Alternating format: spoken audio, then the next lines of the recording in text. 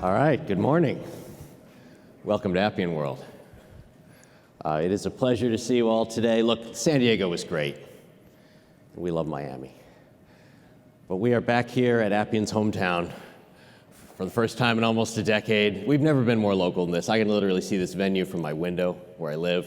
This is the most local we've ever had the show, and it's about time to celebrate our 25th anniversary back where we come from. Let me tell you, in honor of our 25th, the best thing about Appian for me. I love Appian because it allows us to make partnerships. It's a vehicle for making partnerships with customers, with employees, with partners, right? You've all got one thing in common. You chose to be in this room. You chose to work with us, and for that I'm grateful. We're grateful. We're going to help you succeed. I love that kind of partnership. And so Appian's been a great 25 years for me because I've been able to do that a lot. Appian's gotten bigger over that time, but we haven't changed all that much. Our core value proposition is about the same. People expect the same things from us today as they did a decade ago. Let me show you. I'll be quick about this. This is basically what we're about. We do processes, especially important processes. And we're innovative, and we're good partners, right? Well, that's it. And that didn't look much different from it did a year, 5 years, 10 years ago. This is, at heart, what we've had to offer the whole time we've been in business. If you're with us, if you're part of this community, you expect certain things out of Appian. And prominent amongst those is that for every new wave of technology, you expect us to be on the edge of it, on the cutting edge. You expect to be on top of the latest capabilities, and furthermore, to make it practical for you, to make it value add for you. We got to find a way not just to learn this technology, but get it to you and make it productive in your environment. Well, the latest technology, of course, is AI. It's generative AI, and we're going to have a lot to say about AI during the course of these sessions today and tomorrow. But I want to start with some real basics, right? Instead of leaping forward, you're going to see such cool things, right? We got an AI-backed website, right? We launched yesterday. We've got an AI Appian guarantee. We've got a ton of great features. I'm not going to get into those right now. I want to start with the very basics so we have a common foundation about where Appian's place in this industry actually is, the advantages we bring to you with regards to AI. I'm going to start there. Some of you have seen this. I'm going to be quick, but I got to get these fundamentals out. Basically, AI is not a standalone technology. It thrives based on being accompanied by a couple of other things, data and process. All right, I'm going to talk about how AI comes into its own when accompanied by those technologies. First of all, data, and you all understand this. We all know that AI is nothing without data. AI is more powerful with data, and the more you give it, the smarter it gets. We know this about AI, all right? The trouble is, it's not external generic data that makes AI truly powerful in your environment, right? If OpenAI finds another data source and reads it into their latest iteration, it's actually not going to change the value that you get from AI very much. What's going to change it is your internal data, cluing in AI on your context. That would change it. Internal data is the most valuable data for AI, and it is unfortunately also the most difficult to get. It's the one you're least likely to feel good about sharing or training on. It's probably the most difficult to source and dig up from around your enterprise. So data is essential to AI, but specifically internal data is going to be the most valuable. Second, let's talk about process. AI cannot work alone. We're at the mixed autonomy, that's what I call it, the mixed autonomy moment with regards to AI, which basically says that if AI is driving the car, you probably want to keep your hands on the wheel. I know I would. AI still makes a lot of mistakes. AI doesn't have human judgment. I think AI can write things, but humans should edit them. AI can propose ideas, but humans should check on that. We're at a moment of mixed autonomy. And so where does a process come in? A process gives structure to the team, and AI should be part of a team. A process is actually an ideal place to use AI today. A process gives you that structure. It's a series of tasks and handoffs pointed toward a goal that matters, right? That makes value out of whatever resource you put into the process because it's being directed toward a meaningful goal. Secondly, you've already got a team. You've got a set of workers, human, digital, you've got workers, and the AI can collaborate with them. So you put AI in a process, you've already got structure, you've already got a goal, you've already got coworkers, you've already got quantification. You can see what it was like before AI, you can see what it was like after, you can compare and justify your decision to put AI into it. Process is the ideal environment in which to start with AI. We happen to be really strong at all three of these areas. We've been innovating in AI for 10 years now. We've been selling it as part of our automation suite. We've got a data approach that's been validated, our data fabric validated by billions of queries, and the traffic on our process is simply extraordinary. 16 billion transactions per day. That's thousands of times more than go across Bitcoin in the course of a day. So we've got this astounding advantage in all three of these areas, and I want to emphasize that this is really what we can bring. Everybody can do AI to a certain degree, but if you don't bring certain fixed assets, if you don't have advantages in complementary technologies, then your AI offering might be fairly generic, might be similar to what everyone else is capable of doing. Ours is distinct, very distinct, because of our edge in these two other areas. Our facility with internal data makes our AI smarter and more valuable to you. Our process framework makes AI easy to use. At core, these are the major things we can give you, in addition to simply innovating down the road with Gen AI. I want to pause for a moment and talk about how it is we have that data advantage. It warrants a little bit of discussion. Our data fabric is like a virtual database layer that connects all the data in your enterprise. All right? You get a common semantic layer. You can address it as if it was all local data. You can read and write. It's optimized. If you run a query repeatedly, we're going to tune in the background without you even having to worry. We tune in order to facilitate that query running faster. All right? It's like you've unified your data, but you didn't relocate anything. And that's the critical difference. It's a technology made to respect the way your enterprise already is, to support the way your infrastructure is already aligned. We're not asking you to turn things upside down. We're not asking you to hand over your data. We're facilitating the enterprise you've got, the way it stands now, to get quickly to value. Data Fabric is a decentralized data strategy. It's unified, but there's no relocation. Now, let me show you what that does for AI. All right, this is the essential link. This slide shows you don't have to train your AI algorithm. When you use Data Fabric-backed AI, you don't train the AI algorithm. Instead, whenever there's a question that you want to take to AI, you quickly find the data that corresponds to that question, whatever's pertinent, no matter where it is in your enterprise. You go find that data, and you provide it alongside the question to AI. You provide the two together. AI sees the question, and it sees the pertinent data at once to get a good answer. This is called RAG, Request Augmented Generation. It's getting popular. But it absolutely depends on a good data fabric.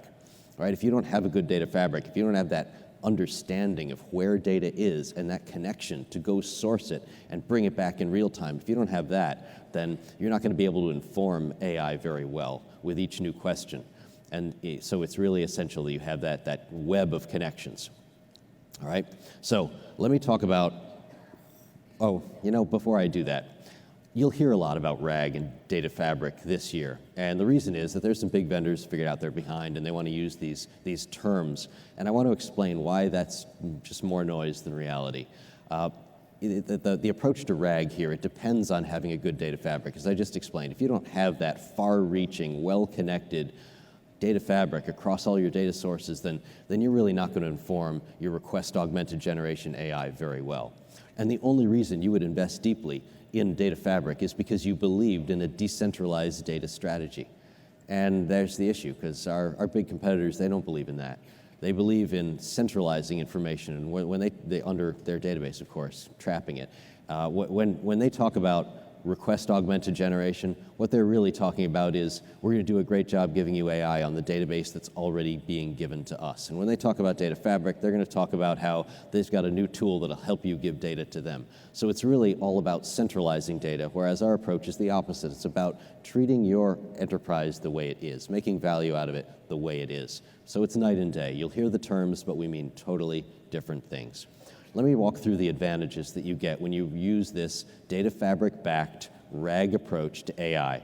First of all, and by definition, you don't have to upload the data, all right? Second, it's security filtered. You know how most AI, when you ask it a question, it answers the same way? I mean, sure, it's different time to time, but it answers with the same knowledge. The AI's been trained in the past. Whatever it knows, and now when you ask a question, it answers with all of its capacity. Well, for some of us in industries where security matters a lot, that's just not okay. We need to answer questions based on the data that the questioner is allowed to have access to. And in our approach, in this data fabric RAG approach, we can provide AI with just the data that corresponds to the permission levels of the person asking the question. So if you care about security, that's a big deal. Third, it's auditable. AI can say some strange things. It's a black box. When AI gives you an answer and it's weird, you want to know why, you want to check what is it that made AI say this. In our approach, you can easily just audit that data. You can look at exactly the packet of information that was sent over, and that's your reason. That tells you why AI came up with the answer that it did. Unlearning, number 4. This is a big issue in AI because it basically doesn't work. AI doesn't forget things. You can't tell it to. It doesn't obsolete its own data stores. But in our case, it's no issue because you never taught the algorithm anything in the first place. You can always decide what information is pertinent and retire information when it's not. Fifth and finally, there's no lock-in because you didn't actually train the AI. You could easily today switch out one algorithm, enter another. They're all plain vanilla. You get answers that are just as good. This improves your negotiating position with your AI vendor. So a lot of good reasons there. We've recently inked, just last week, an agreement, a strategic collaboration agreement with our friends at AWS. We've been partners a long time. You know, Appian's been working 13, almost 14 years with AWS. We were a pioneer with them when they first launched, one of the earliest government or contractors partners with them. So this is one of a long stretch of mileposts. This is just the latest one, but we got a lot of confidence in these guys. And when I talk about those 16 billion processes or instances that are running per day on Appian, all of those are running on AWS. There's more that aren't running on them, but that statistic was right from AWS. You just get a sense of how much volume, how deep this partnership already is. We've just taken it one step further. All right. Look, there's a lot of regulation coming in AI. We've seen a few in the last 6 months, White House statement, a European statement, UK-US joint statement. This is going to change, but Appian's got an approach to AI that will have you covered. As you noticed in the last few slides, we have an approach that's respectful of security, of privacy, that gives a minimal amount of information to the AI algorithm, that does not allow AI to make its own decisions unbridled, right? That's a responsible and a cautious approach to AI. I don't know how regulations are going to change in the future. We can't predict that. But if you have a cautious, safe approach to AI, you'll probably be better off. It makes sense to have AI surrounded by people, as it would be in a process, helping to check and regulate what AI is doing. That's more responsible. It's better to be able to audit it if it does strange things. It's better to expose the minimum of data to your AI algorithm. All this is just responsible. This is how we're doing it. This is probably going to be favored by the regulations as well. Here's an example of data fabric-powered AI. Actually, it's two examples in parallel. One of them on the left is Appian's own customer services organization, showing you how we use it. And on the right, we've got our friends at the University of South Florida with an application where they try to keep a student in school all the way to graduation, giving him advice, helping him through rough spots. And my point of showing this in parallel is to say how similar these cases are. In both cases, we're asking AI to figure out a good recommendation in a complex situation. And in this situation, whether it's a caller with a technical problem or a student who is going to have a difficulty, we've got data spread across multiple locations. We need to gather that. We need to synthesize it. We need to make a recommendation. These cases are so similar. And my point in showing you two similar cases is to say we've all got this issue. We've all got cases. We've all got scattered data, right? We've all got moments like this in all applications, which leads me to a proposal. And that proposal is this, the AI Kickstart. We will take any process that you've already got running in Appian, and in 1 month, and for a fixed price, we will deploy the kind of AI that I was just showing on that last slide. We will deploy it on your process, and we will give you the power of that, the efficiency, the throughput, the better customer service, the cost savings. You're going to get that 1 month fixed price, and And if you need some other kind of AI, we put that in also. But we can do this. This isn't just an offer. I'm trying to make a point here. My point is that a process is the fastest and simplest way to make use of AI. Not only is the process the most productive way because it's got structure and a goal and a team and quantification, it's also the easiest way to use AI today. And we're putting our money where our mouth is here and saying we can do it in 1 month for a fixed price, and we'll throw in some free licenses so you can see how good it is.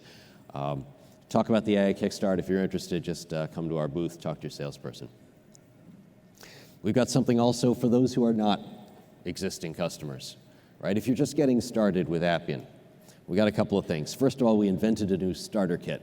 We went back through our history and we figured out what the ideal basket of goods would be in order for you to have a successful, maximum success in your initial launch. What services do you need? What oversight? What support level? What licenses? What feature set? We put all that together and we put a very good price on it. Our intention here is to get you started in maximum success. That's the starter kit. I think it's a blockbuster offering. Please do ask your salesperson about that. And then secondly, we've simplified our pricing dramatically. We used to have a pretty complex pricing schedule, I'll admit it. We knew we had to simplify it. We've done that. Now we can get past the pricing discussion and on to talking about value and functionality. And the truth is, nobody really buys Appian for the price anyway. So this was a good move. Now I'm going to pause here for just a second because I'm about to get to my favorite part of the presentation. I've been hurrying to get there because I really want to have time to talk to you about Appian's new functionality, and here we go. All right, I'm always proud of this. This year it's better than usual. Here we go.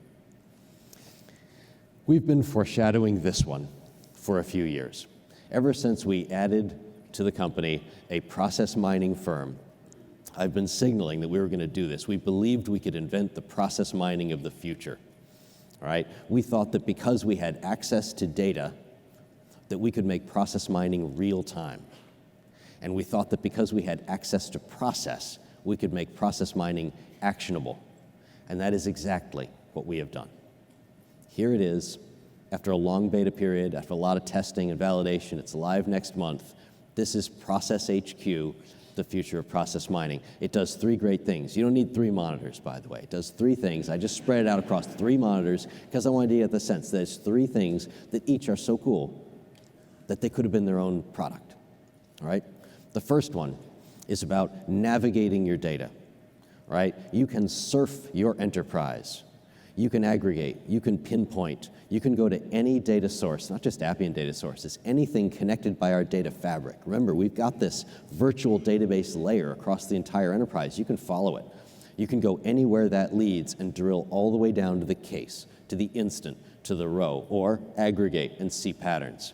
This is not like business intelligence, where you have to first load a database before you can analyze it. No, this is enterprise-wide navigation, right? That's what it is. Second thing, the ability to measure, all right? This is the heartbeat of your process. Anything that's going on, any delay, any momentary blip, you're going to be aware of it. You've got a heads-up display that tells you everything that's going on in your process. And if you've made changes, if you've implemented something new, you want to see the impact, you will see it. If there's a problem that's slowing you down, you will pinpoint it. You will never see you've never seen an insight into your process as acute as this, as real-time as this, as responsive as this. The measurement level is now in a different dimension. All right? And then optimize. This could be the best of the 3, actually. We look across the whole process flow, just like process mining would do, and we spot what's holding you back. Where's the inefficiency? Where's the correlation between time and a certain activity? What are the variables that correlate to that? And then we tell you where are the slowdowns. And we furthermore analyze that relative to the volume of that instance, and we recommend certain things that should be done in order to improve your efficiency. This is going to pay for itself in no time. This is so powerful. I love this feature. You've got to see it. Come get a demo. It will change your mind about process mining. In fact, the future of process mining is just here now, and I'm really, really proud of this feature. All right, next up. Appian is the scalability leader, and we take that very seriously. We got a new process. We got a new feature here, the Elastic Process Execution feature, and the point is to handle scalability. not only has scalability demand risen, but the volatility around it, the unpredictability of it has risen, right? We got one customer, I can't say who, that needs to process, 8 million 401k transactions in a 4-hour window at the end of the work week, and there's other customers that know they're going to get hit by a spike, but they don't know when it's coming. This is a common need, and so what we've got here is a scalability paradigm that's going to get you to 10x to 100x from where you are today. It's processes on demand, right? So this, by the way, this is one of those qualities that really distinguishes us from, in this market, from our competitors. We got tech giants, our competitors with mediocre product offerings. We design for high-end use cases, and this is what I mean by that. Many Appian use cases, maybe the majority of them, are basically case management, right? It's following one case through a system. Knowing that, we wanted to build you a set of tools that would make it extremely easy and attractive to handle one case at a time. What we've done here is build a kind of a wizard, a hypersonic development method for you to make case management style applications paired with a bunch of pre-built objects, paired with some really sharp-looking new interfaces to get you into orbit quickly with case management applications. This is available now. You're familiar with our government acquisition management suite, probably. This is a success partly because of the way it's architected. It's a series of different modules. These modules can be adopted separately, or they can be adopted together, and when they're used together, they form a kind of a combined unit. They share common interfaces, common data sources, they synergize with each other. They can be used together or apart. That's a great approach. I love that. We've been investing in it because we believe in it, and now with GAM succeeding like it is, we're going to do it again. We're starting the same thing in insurance. We've got connected underwriting, connected claims. We're starting an insurance suite with these two fantastic operations. They're both usable independently, but they're also usable together, and we're going to take the lessons we've learned from GAM and put them to work in the insurance industry. This is a blockbuster. This is something totally different. Now for something completely different, right? ProcureSight is an AI-backed website that we've launched yesterday. It is for procurement professionals in the federal government. It is free. It basically gives you, it answers your questions, allows you to search the totality of things that have happened in past procurements. I'm talking deep things, like not just the bids and the outcomes and the protests and the awards, and you get a lot of data here, and you get intelligent synthesis across all of this information. Spectacular searching capability, like nothing you've seen. You've got to try this. And then second, it helps you write new requests, new acquisition requests, new procurements. It's going to help you learn, and it's going to help you author. Now, when you ask a question of this product, you can go high level or low level. It's like a lens with an incredibly deep focal range. You could ask at the very top. You could say things like, give me some advice, or what kinds of things are going to work in a situation like this. Or you can go all the way down and say, what happened when there was a protest on this exact kind of case in the past when the size was larger than such and so. You can get really specific. You can get really general. You'll get great advice at every level. This is backed by an extraordinary amount of data. Beta users have loved it. We've got an early adopter, an institutional early adopter even before launch. Thank you, NASA. We've got, if you have GAM, you can bundle this into GAM. You kind of connect it from GAM in order to enhance your GAM functionality in a way that's really fantastic. This is the magic of process, data fabric, deep data sets, and AI put together. And even if you're not in this industry, if you don't do procurements, if you're not in the federal government, you should look at it anyway, just to see that magic, right? We're into an exciting new world now, and this website just sort of demonstrates what's going to be possible. We're proud of this, and we can't wait to see what you all think of it. Yesterday was a big day. Launching that. All right, so if you like Appian, but you aren't sure what your next application should be, we can help. There is a library of common use cases by industry with expert guidance and a rich case history. Just ask us about it. We'll be happy to talk to you about all this, core use cases. I got 3 slides now on analysts. This is the first one. This is Forrester. I'm going to have one from Everest. I'm going to have one from Gartner, actually 2 things from Gartner. I just want to go through a quick analyst section here toward the end of my presentation. This is a confusing market. I'm not sure I envy these analysts. It's confusing, it's growing, it's constantly changing, the priorities, the capabilities, there's new features all the time. The hype level is pretty high, so it's hard to tell whether it's hype or reality.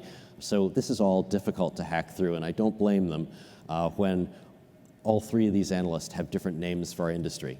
Though I'll admit, I would appreciate if they would all have the same name for our industry. I don't blame them when they don't have the same name for our industry. It's the way it is, but I appreciate at least that they agree on one thing, and that is that Appian is a leader. So here is the Forrester version. Here is the Everest version. It's hard to get closer to the upper right corner than that. I don't know if you can see it, but that's a good one. And here's Gartner's take. For all these analysts, we appreciate your consideration. But for you, those of you in the audience, the real judge is you. And we appreciate most of all your support for what we're doing. We appreciate your decision to work with Appian. Thank you very much for that. Thanks for being part of this community. Now I'm going to wrap up. This is my last slide. 25 years of Appian. This is a weird thing about us. 25 years, and the 4 founders are still here, all in key roles. Alongside that picture was taken yesterday. Alongside me, that's Mike Beckley, Bob Kramer, Mark Wilson, all in key roles, working together. I am literally unaware of any other enterprise software company where this is the case. 4 founders, 25 years. I think it's a remarkable thing. Somebody asked me yesterday, how could it be? I had a press meeting yesterday. They asked me, how could this be? And I said, well, I think it's just about respect. Right? I think it's about loyalty and respect. It's a simple answer for an unusual thing, but that to me is what it is. I even thought, here's the end of my presentation, I even thought maybe I'd bring them onto the stage, right? But it might have been awkward. I'd have to hug them. So instead, I'm just going to put them on the screen and say, thanks, guys. Thanks, guys. It's been an amazing ride. There's a lot more ahead.